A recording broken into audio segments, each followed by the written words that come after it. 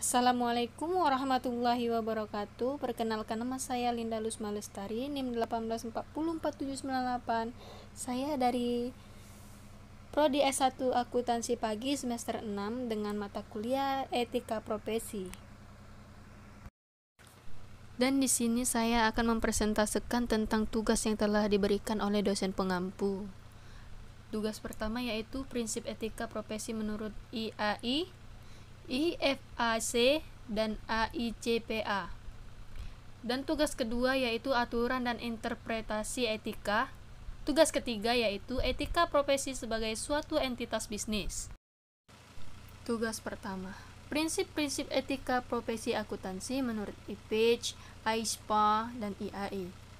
Kode etik profesi sebagai pegangan umum yang mengikat setiap anggota serta suatu pola bertindak yang berlaku bagi setiap anggota profesinya.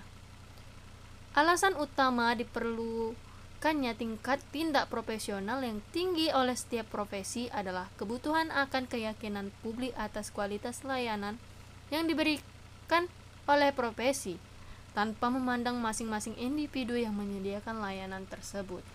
Prinsip yang pertama yaitu IPEC atau International Federation of Accounts. Poin yang pertama yaitu integritas. Seorang akuntan profesional harus tegas dan jujur dalam semua keterlibatannya dalam hubungan profesional dan bisnis. Poin kedua yaitu objektivitas. Seorang akuntan profesional seharusnya tidak membiarkan bias, konflik kepentingan, atau pengaruh yang berlebihan dari orang lain untuk mengesampingkan penilaian profesional atau bisnis. Poin ketiga, kompetensi profesional dan kesungguhan.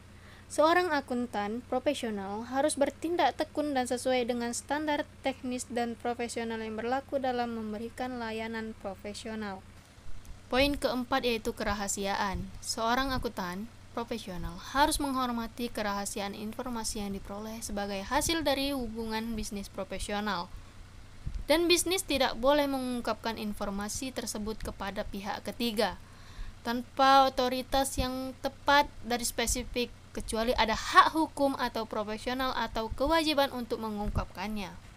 Poin kelima yaitu perilaku profesional. Seorang akuntan profesional harus patuh pada hukum dan peraturan-peraturan terkait dan seharusnya menghindari tindakan yang bisa mendiskreditkan profesi.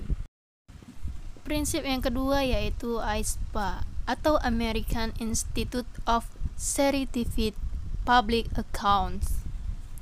Yang pertama yaitu tanggung jawab. Dalam melaksanakan tanggung jawab, mereka sebagai profesional, anggota harus menerapkan penilaian profesional dan moral yang sensitif dalam segala kegiatannya.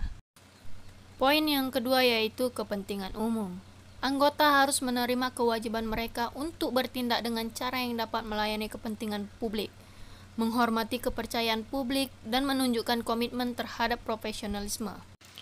Poin yang ketiga yaitu integritas. Untuk mempertahankan dan memperluas kepercayaan masyarakat, anggota harus melakukan semua tanggung jawab profesional dengan integritas tertinggi. Poin yang keempat yaitu objektivitas dan independensi. Seorang anggota harus mempertahankan objektivitas dan bebas dari konflik kepentingan dalam melaksanakan tanggung jawab profesional, serta harus mengindependen dalam penyajian fakta dan tampilan ketika memberikan layanan audit dan jasa atestasi lainnya. Poin yang kelima yaitu due care. Seorang anggota harus mematuhi standar teknis dan etis profesi, berusaha terus-menerus untuk meningkatkan kompetensi dan layanan dalam melaksanakan tanggung jawab profesional dengan kemampuan terbaik yang dimiliki anggota tersebut. Poin yang keenam yaitu sifat dan cakupan layanan. Seorang anggota dalam praktik publik harus memperhatikan prinsip-prinsip dari kode etik profesional dalam menentukan lingkup dan sifat jasa yang akan disediakan. Prinsip yang ketiga yaitu IAI atau Ikatan Akuntansi Indonesia. Poin yang pertama yaitu tanggung jawab profesi. Dalam prinsip tanggung jawabnya sebagai profesional, setiap anggota berkewajiban menggunakan pertimbangan moral dan profesional setiap melakukan kegiatannya. Poin yang kedua yaitu integritas. Integritas adalah satu kesatuan yang mendasari munculnya pengakuan profesional. Integritas merupakan kualitas yang mendasari kepercayaan publik dan merupakan standar bagi anggota dalam menguji semua keputusan yang diambilnya. Poin ketiga yaitu kepentingan publik. Setiap anggota berkewajiban untuk senantiasa bertindak dalam kerangka pelayanan kepada publik, menghormati kepercayaan publik dan menunjukkan komitmen atas profesionalisme. Poin yang keempat yaitu objektivitas. Prinsip objektivitas mengharuskan anggota bersikap adil, tidak memihak, jujur, serta intelektual, tidak berprasangka atau bias, serta bebas dari benturan kepentingan atau berada di bawah pengaruh pihak lain. Poin yang kelima yaitu kompetensi dan kehati-hatian profesional. Kompetensi profesional dapat dibagi menjadi dua fase yang terpisah. Yang pertama yaitu pencapaian kompetensi profesional. Pencapaian ini pada awalnya memerlukan standar pendidikan umum yang tinggi, diikuti oleh pendidikan khusus, pelatihan dan ujian profesional dalam subjek-subjek yang relevan. Yang kedua yaitu pemeliharaan kompetensi profesional. Kompetensi harus dipelihara dan dijaga melalui komitmen. Pemeliharaan kompetensi profesional memerlukan kesadaran untuk terus mengikuti perkembangan profesi akuntansi. Poin yang keenam yaitu kerahasiaan. Setiap anggota harus menghormati kerahasiaan informasi yang diperoleh selama melaksanakan jasa profesional dan tidak boleh memakai atau mengungkapkan informasi tersebut tanpa persetujuan.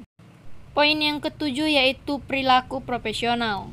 Kewajiban untuk menghindari perbuatan atau tingkah laku yang dapat mengurangi tingkat profesi harus dipenuhi oleh anggota sebagai perwujudan tanggung jawabnya kepada penerima jasa, pihak ketiga, anggota yang lain, staf, pemberian kerja, dan masyarakat umum.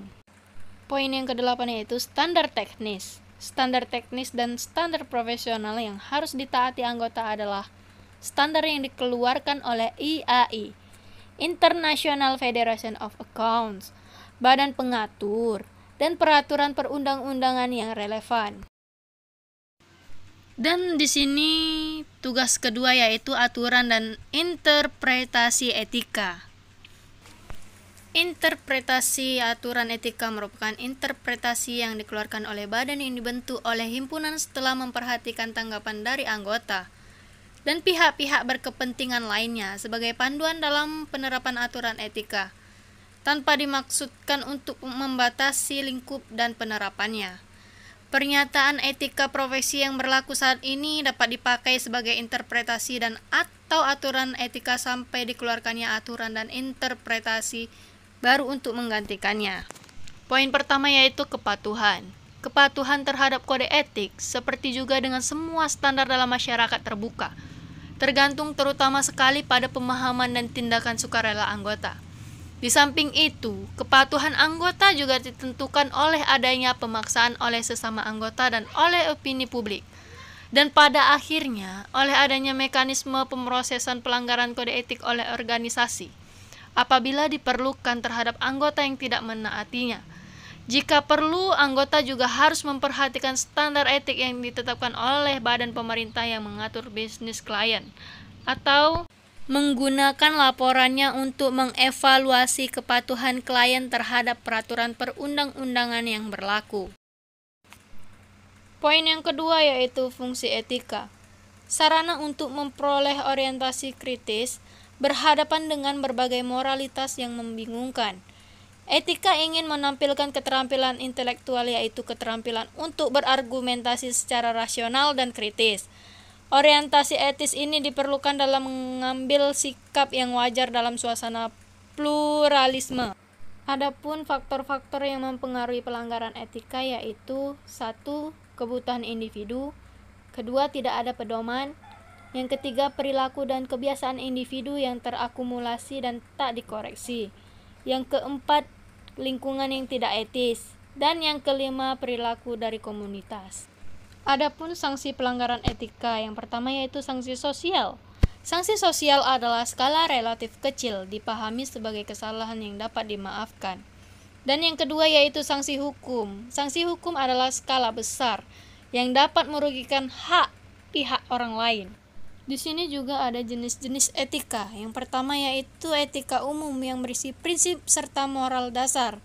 Dan yang kedua yaitu etika khusus atau etika terapan yang berlaku khusus. Adapun 3 prinsip dasar perilaku yang etis. Hindari pelanggaran etika yang terlihat remeh. Meskipun tidak besar sekalipun, suatu ketika akan menyebabkan konsekuensi yang besar pada profesi. Pusatkan perhatian pada reputasi jangka panjang. Di sini harus diingat bahwa reputasi adalah yang paling berharga.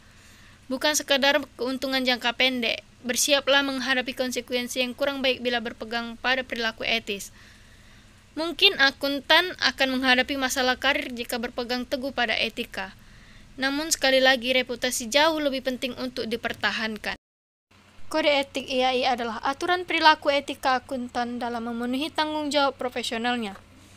Kode etik IAI meliputi A. Prinsip etika akuntan, B. Aturan etika akuntan, dan C. Interpretasi aturan etika akuntan.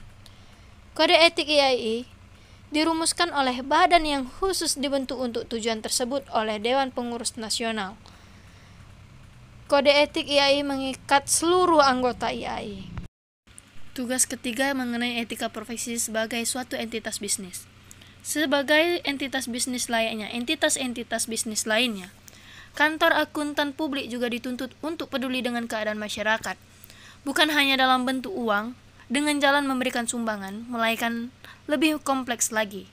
Artinya bagaimana? Pada kantor akuntansi publik, bentuk tanggung jawab sosial suatu lembaga bukanlah pemberian sumbangan atau pemberian layanan gratis, tetapi meliputi ciri utama dari profesi akuntan publik, terutama sikap altruisme, yaitu mengutamakan kepentingan publik dan juga memperhatikan sesama akuntan publik dibanding mengejar laba. Cukup sampai di sini persentase dan jawaban yang saya berikan, kurang lebih saya minta maaf.